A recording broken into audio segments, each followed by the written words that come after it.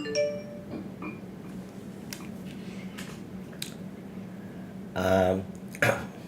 Good morning, good evening, good day, depending on where you are. We're starting our next AMA. It's 25th of February, 10 o'clock, actually 10:02 in Melbourne. And we welcome everyone who's joining us today. During today's AMA, unlike previous one, we're not going to go into in-depth presentation. It's going to be more high level. We'll touch on the launch of Shping 2.0. It's the new version or next generation of Shping platform, built on all of the knowledge and testing refinements that we've done over the last few years. As you probably have seen from our previous communications, we've been heavily testing the models. Initially, we wanted to test the concept of connecting the end consumer to the brand owner at the time of the purchase decision moment. And we always knew that it's going to create a lot of value for both parties, but how it's going to work, how it's going to be adopted, will it be user-friendly for consumers to use, will it create value for brands? Everything had to be tested before we can actually start scaling the model. And we were quite fortunate that with little marketing, we were able to get close to 250,000 app downloads, which gave us a sufficient group of people that we could test with and refine our offering. And now, based on all of this knowledge and based on all of the learning that we have gathered over the last few years, we are implementing and improving both the app as well as the backend to allow us to say that we are ready to actually scale it. We want to start going heavy with all of our marketing, which is going to be done through a number of different channels, including the brands that we work with, and start growing our app audience. So we feel that we're at the moment where the model have proven itself on this on a small scale, and that's how you would initially test. You want to make sure that if it works well with, let's say, 50,000 active users, if it creates value for all the stakeholders, then if you increase it by 10 to 500,000 or to 5 million, it should continue to work. Obviously, it would probably require some refinements, but and adjustments when you scale. But we feel that we're ready and we reached that point. In terms of the value that we add to the brands, I wanted to allow Sam to share his experience, because Sam at the end of the day is on the front line. He's speaking to brands. He's explaining the value proposition. He's hearing the feedback. And I think it's going to be quite valuable if Sam can share his experience with you guys.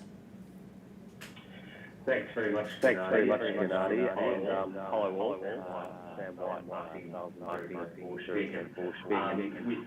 With the engagement that we're able to deliver as a brand, what we're really seeing, those really excitement, is what we're doing and providing a great solution for brands through our always-on platform, which for them allows them to those brands, make brands remain go-to by that shop, which for brands is what they're looking for. And through what we've built through our engagement platform, what excitement that brands really our ability to effectively engage and talk to at the right time compared to other social media platforms like Facebook or Instagram, and the ability that we can actually push to them in terms of how we can target who are already buying, they're in the right mind. And we also have the ability to target competitors within the category, which is a great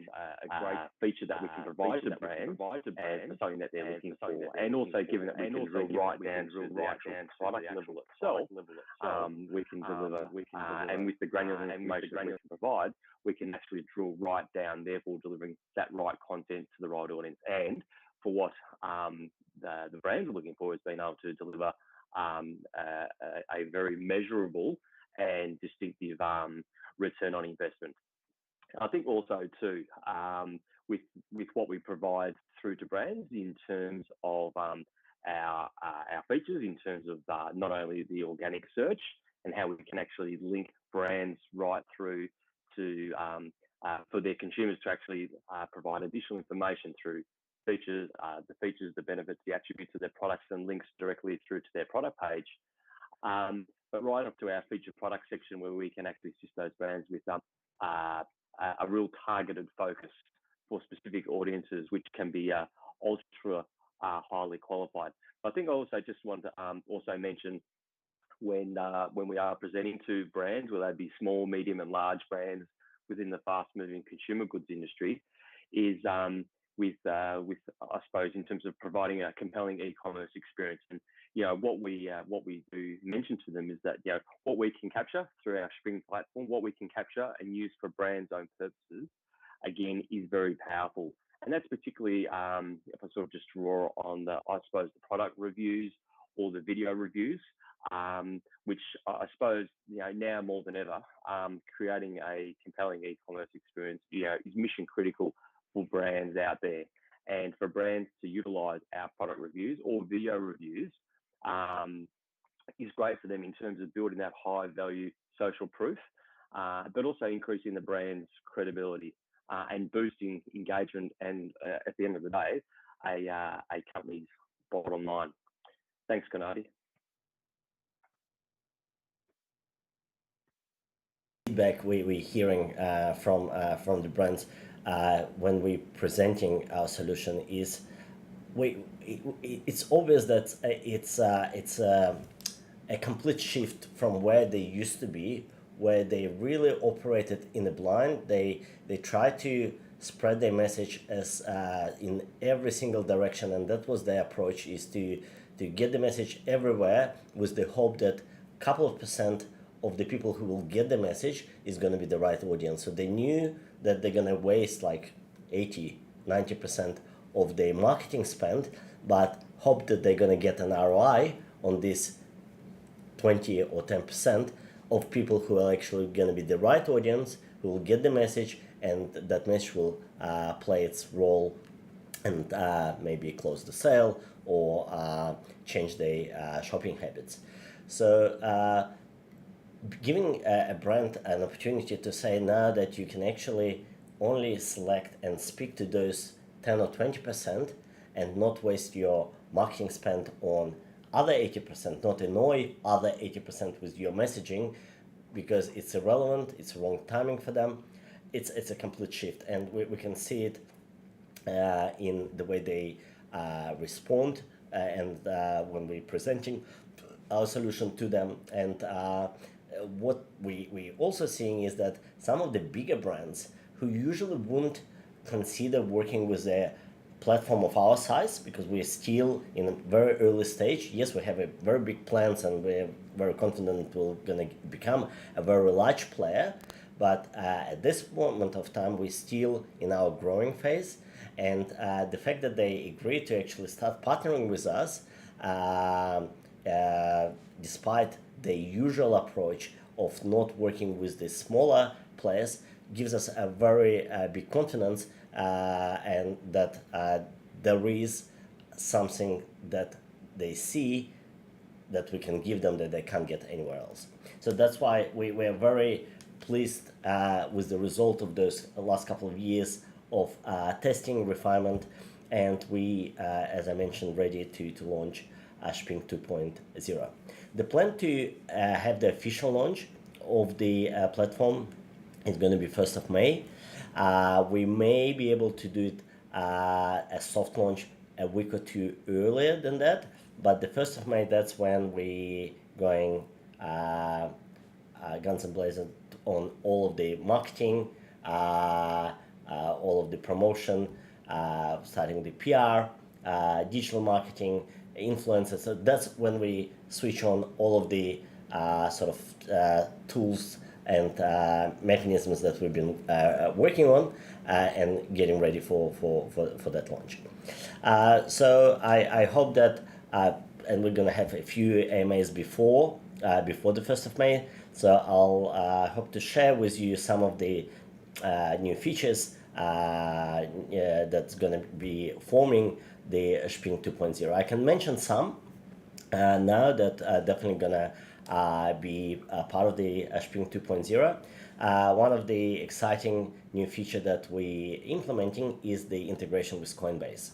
So users, you would be able to integrate your Coinbase account with a Shping app, and if you would want to move your coins to a Coinbase account, you would be able to do it without incurring the gas charges. It would be off-chain, where you could move your coins from the Shping app to your Coinbase account, and then you can either trade your coins, or you can hold them there, or you can convert them to other crypto, whatever your decision would be. So this transfer would be very economical, and it will leverage the integration and will help any Shping app user to start leveraging the Coinbase platform as well. Coinbase and Shping have a lot of synergies in our vision, because Coinbase is doing a great job introducing crypto, or introducing general consumers who are not very technically savvy but still have interest to in the crypto and blockchain space. They making the introduction very simple, and they already have introduced cryptocurrency to a lot of non-crypto savvy people around the world, and the number is growing. Shping does very similar, while it's not our key objective, because all the app users who's using the app, they're earning cryptocurrency. Some of them may not even know that, but they actually become holders of cryptocurrency, and they already one step closer to join the new generation of population who's will be using crypto in their day-to-day life. Let me just see some of the other features that I wanted to quickly share with you as well. We're also changing the level up rules. We took into account a lot of the requests that we've been getting from our users, and one of the things that we removing from the requirement for leveling up is having buddies, a certain number of buddies who are active. So that's no longer going to be a requirement. We also have refined the level up requirements more towards how consumers can generate more earnings, but at the same time create more value for the brands. So it's sort of a win-win, with more engagement with the brands means that they can earn more coins, but those coins are actually funded by the brand, so it creates it goes towards the creating high demands for the coin. So that also will be hopefully welcomed by our app user community. The other thing we're introducing is the cash out boosters. So what cash out booster would do, and as many of you have probably seen in our community, that a lot of the app users who've been with us from 2018, 19, and been using the app when the value of the coin was quite small, they would earn coins. But now, because of the value of the coin have increased, they have quite large balances on the app account, which they naturally would want to have access to. But because we have introduced limits, cash out limits, and those limits been introduced specifically to protect the oversupply of the coin in a short period of, in a short instance. So if everyone would decide to cash out their coins all at the same time, obviously it will create oversupply, and everyone will probably have a negative effects from it, because it would reduce the value of the coin, which would reduce the value of the coins that app users hold, as well as the token holders. That's why the limit was introduced, and the limit will need to stay. But what we have created, we created a booster mechanism where an app user can increase number of coins that they can cash out, and we have implemented a method where this increase can be funded by the brands themselves. So for the consumers to increase their cash out, they need to purchase brands of our partner brands. And when they purchase and upload the receipts, that triggers a purchase by the brand of certain number of coins, which will enable that user to increase the cash out. So we have managed to come up with the mechanism where the app users can get a lot more coins, cashed out a lot more coins out of the app, either cash out or move to the Coinbase. Coinbase movement also will be subject to the same limit. So regardless whether you're cashing out or whether you're moving coins to Coinbase or other crypto wallets, it's all part of the same limit.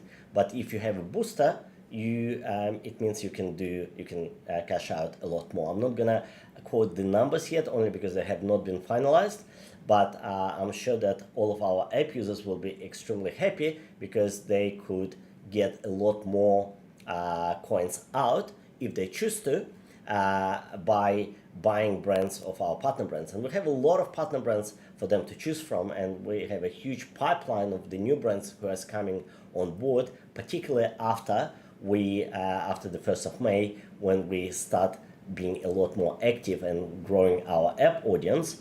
Therefore, it's probably not going to be a lot of effort for the consumers to find the brands they could buy. In some instances, it could be maybe just switching the brand. In many instances, it's going to be the brands that you already buy that you will also be rewarded with the booster.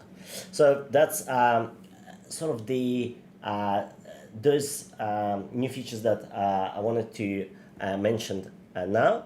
But as I said before the launch, hopefully we'll be doing quick demos in the next AMAs and giving you a preview of what the Shping 2.0 is going to look like. I would like to ask Luke to tell us if we have any questions that we could address during this AMA. Yeah, thanks, Gennady. A few questions have come through in our Telegram community that people wanted some answers to. So the very first one, Gennady, I think you kind of touched base on this already, was why do we still have the limits on what you can actually take out of the app? I know you touched base on that, but there was also a question around why can't we transfer coins to our ERC20 wallet? So to elaborate on that one a little bit.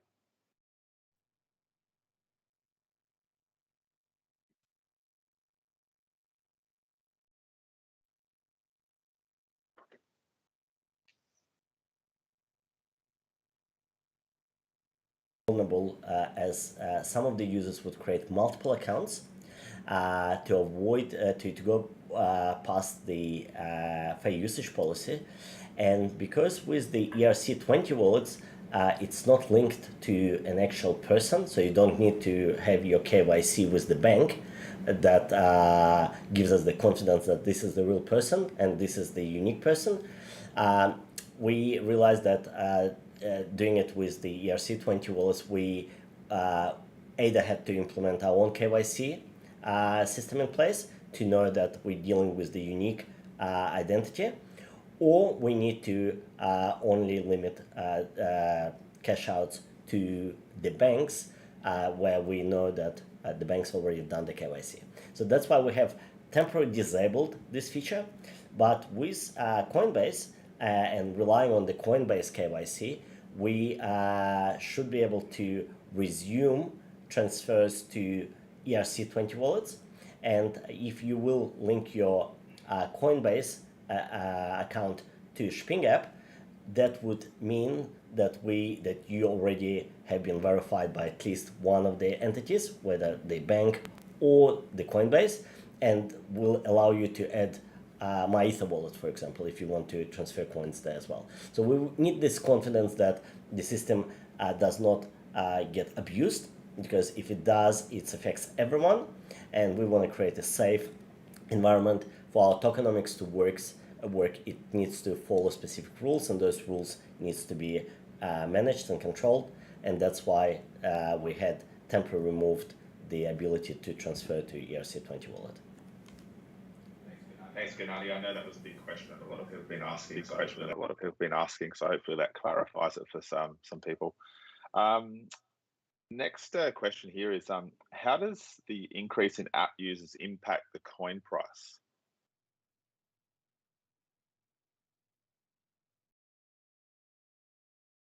Obviously, it's subject to a lot of different conditions and things that influence the price, as we can see now with what's happening in Russia, Ukraine, that's affected the price. Many things affecting the price of the cryptocurrency and the stock market and so on. But the general rule of thumb that everyone, I'm sure, aware of, if there is a demand, if the demand grows, it usually increases the value of the coin or the stock if more people want to buy it. So the way our model works is, if we work with a brand A and we give them an audience of 50,000 people that they can engage with, it means they need a certain number of coins to provide them for that engagement.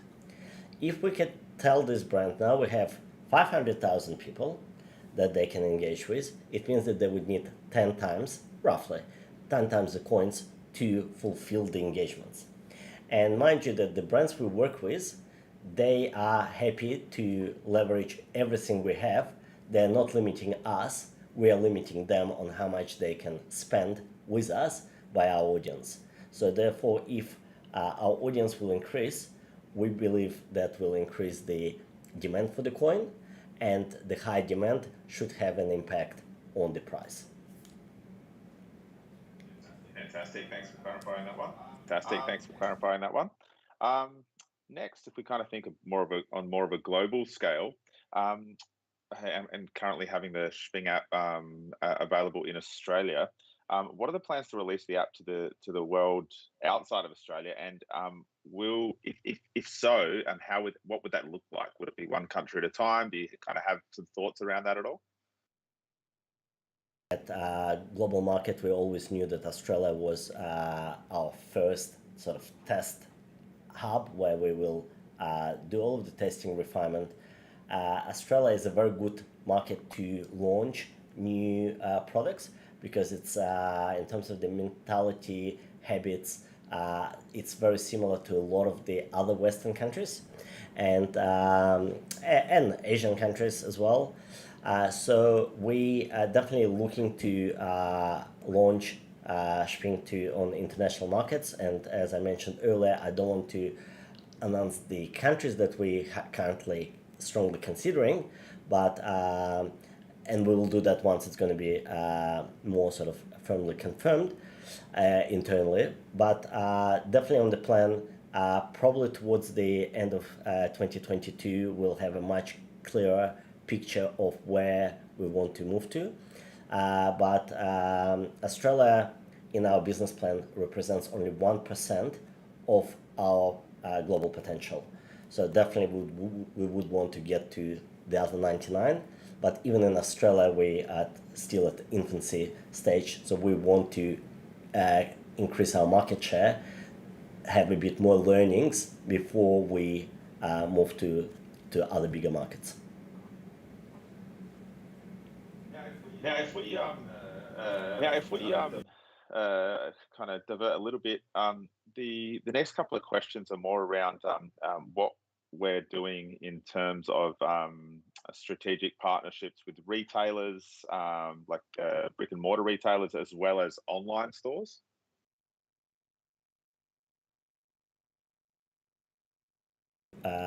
believe that working with retailers is the next phase, and we are actually working on the retailer portal that will be launching hopefully very soon.